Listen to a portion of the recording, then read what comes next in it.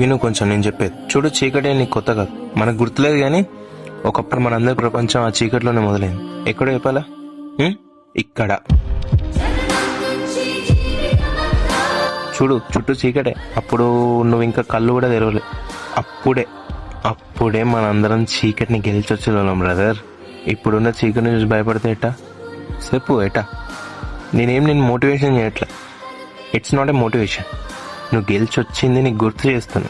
కాకపోతే అప్పుడున్న చీకటిని గెలిచి రావడానికి మనందరికీ 9 నెలల టైం పట్టింది.